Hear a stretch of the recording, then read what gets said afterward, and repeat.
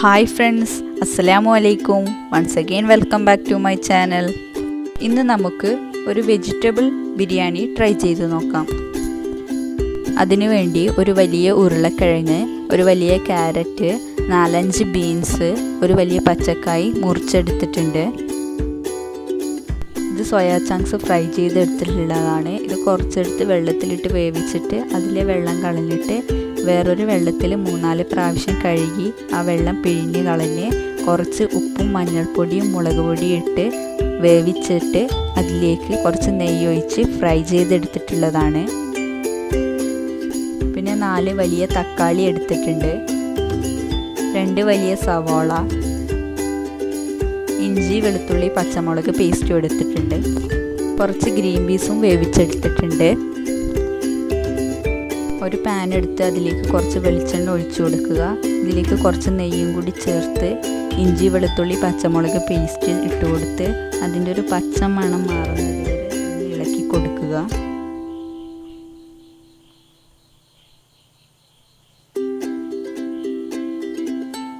ഇനി ഇതിലേക്ക് സവാള ചേർത്ത് കൊടുത്ത് അതൊന്ന് വഴറ്റിയെടുക്കാം. ഇത് വഴണ്ടി വരാൻ ആവശ്യമായ ഉപ്പും കൂടി ചേർത്ത് കൊടുത്ത് ഒന്ന് വഴറ്റിയെടുക്കാം. സവാള വഴണ്ടി വന്നിട്ടുണ്ട്. ഇനി ഇതിലേക്ക് തക്കാളിയും കൂടി ചേർത്ത് ഒന്ന് ഇളക്കി കൊടുക്കാം.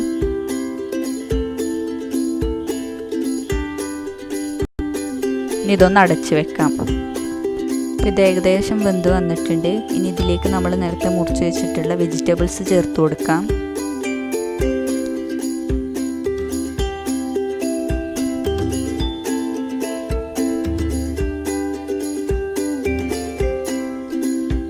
ഇനി ഇതൊന്ന് അടച്ച് വെച്ച് വേവിച്ചെടുക്കാം.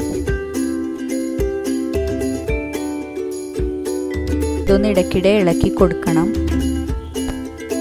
ഇപ്പോൾ ഇത് 1/4 വേവായിട്ടുണ്ട്. ഇനി ഇതിലേക്ക് 1/4 ടീസ്പൂൺ മഞ്ഞൾപ്പൊടി, 1/2 ടീസ്പൂൺ മുളക് പൊടി, 1 ടീസ്പൂൺ മല്ലിപ്പൊടി, 1 ടീസ്പൂൺ കുരുമുളക് പൊടി, 1 ടീസ്പൂൺ ഗരം മസാല പൗഡറും കൂടി ചേർത്ത് നന്നായി ഒന്ന് ഇളക്കി കൊടുത്ത് അടച്ച് വെച്ച് കുറച്ച് സമയം കൂടി ഒന്ന് വേവിക്കുക.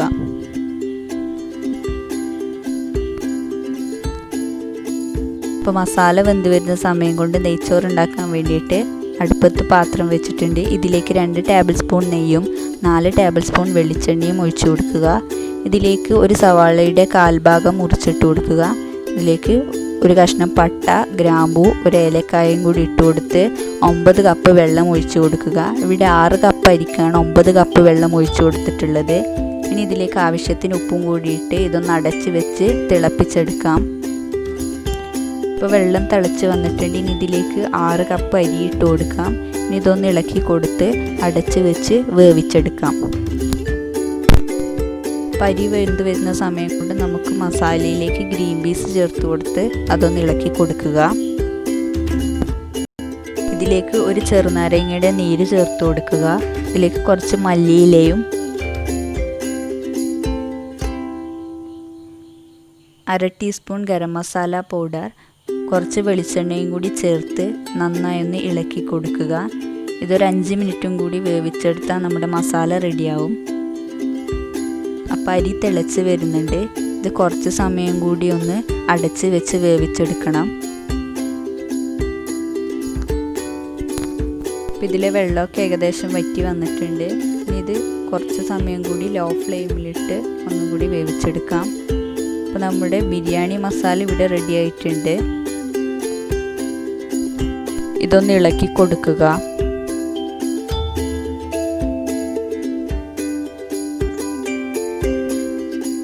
അപ്പം നെയ്ച്ചോറ് ഇവിടെ റെഡി ആയിട്ടുണ്ട്. ഇനി ഇതൊന്ന് ദം ചെയ്തെടുക്കാൻ വേണ്ടിയിട്ട് നെയ്ച്ചോറും മസാലയും ഇട്ട് ഇതൊന്ന് ലെയർ ചെയ്തെടുക്കാം.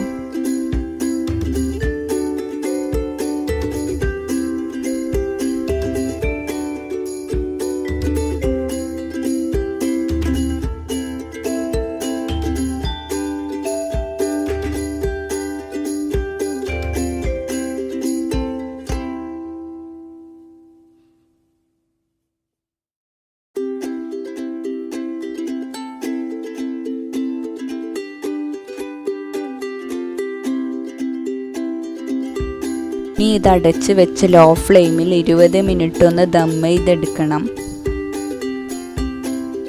അപ്പോൾ ഇത് അടച്ച് വെച്ച് ഇതിൻ്റെ മുകളിലേക്ക് എന്തെങ്കിലും വെയിറ്റുള്ള സാധനം വെച്ച് കൊടുക്കുക. നേരത്തെ ഞാൻ ഇതിലേക്ക് സോയാ ചങ്ക്സ് ഇടാൻ വിട്ടുപോയിരുന്നു. അപ്പോൾ അതും കൂടി ഇതിലേക്ക് ചേർത്ത് കൊടുത്ത് നന്നായി ഒന്ന് മിക്സ് ചെയ്ത് കൊടുക്കുക.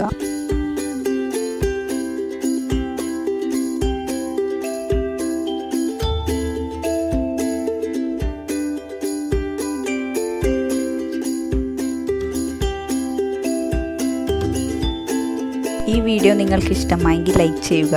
അതുപോലെ എൻ്റെ ചാനൽ ഇനിയും സബ്സ്ക്രൈബ് ചെയ്യാത്തവരുണ്ടെങ്കിൽ താഴെ കാണുന്ന റെഡ് സബ്സ്ക്രൈബ് ബട്ടൺ ക്ലിക്ക് ചെയ്ത് തൊട്ടടുത്ത് കാണുന്ന ബെല്ലൈക്കൺ പ്രസ് ചെയ്ത് അതിൽ ഓൾ എന്ന ഓപ്ഷൻ ക്ലിക്ക് ചെയ്താൽ ഞാനിടുന്ന വീഡിയോസിൻ്റെ നോട്ടിഫിക്കേഷൻ നിങ്ങൾക്ക് ലഭിക്കും. പുതിയ വീഡിയോസുമായി വീണ്ടും കാണാം. ബൈ.